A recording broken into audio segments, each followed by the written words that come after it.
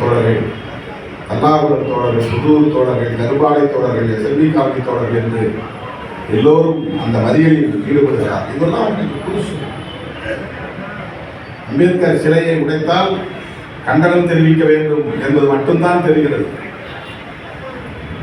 மறியல் போராட்டத்தில் ஈடுபட வேண்டும் என்கிற உறுதியோடு அவர்களுக்கு வந்தது. ஆனால் என்ன எதிர்விளைவு ஏற்படும் என்பது அவர்களுக்கு தெரியும்.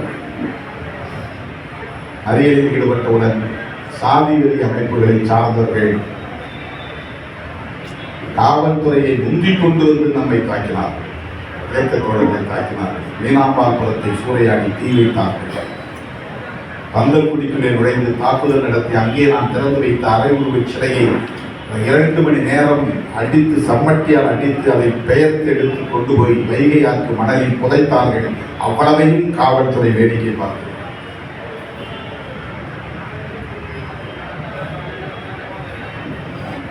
அவ்வளவு கொடூரமான ஒரு அடக்குமுறை நிகழ்ந்த காலம்.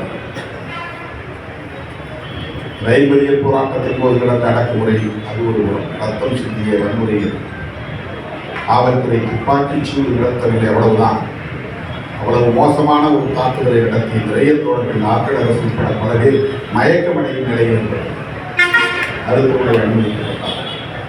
சிவசேனாவை கண்டித்து சிவசேனாவை தடை செய்ய சொல்லி சிறுத்தை நடத்திய போராட்டம், சந்திரிகாவை எதிர்த்து கொடும்பாவில் இருக்கிற போராட்டம், சென்னகரப்பட்டி படுகொலையை கண்டித்து அடுத்தடுத்து பல அடுக்கடுக்கான போராட்டம், பேரணி. அப்போதே நான் அங்குள்ள தலித் இயக்கங்களை எல்லாம், மூத்த தலைவர்களை எல்லாம் ஒருங்கிணைத்து ஒரு கூட்டமைப்பை உருவாக்கி அவர்களையும் சேர்த்து கொண்டு பேரணிகளை நடத்தியிருக்கிறேன். இதெல்லாம் 92 அங்கே தலித் விடுதலை இயக்கம் இருந்தது, தலித் இளைஞர் இயக்கம் இருந்தது, அம்பேத்கர் மக்கள் இயக்கம் இருந்தது, அம்பேத்கர் மக்கள் நல இயக்கம் இருந்தது, குடியரசு கட்சி இருந்தது, இமானுவேல் பேரவை இருந்தது. எல்லாவற்றையும் இணைத்துக் கொண்டார். விஜயன் ஒரு அமைப்பு வைத்திருந்தார், ஒரு மார்க்சிஸ்ட் கம்யூனிஸ்ட் ஒரு அமைப்பு வைத்திருந்தார். இப்படி எல்லோரையும் இணைத்து ஒரு கூட்டமைப்பை உருவாக்கி அப்போதே இஸ்லாமிய அமைப்புகளையும் இணைத்துக் கொண்டவர் திருமாவளவன். அப்போது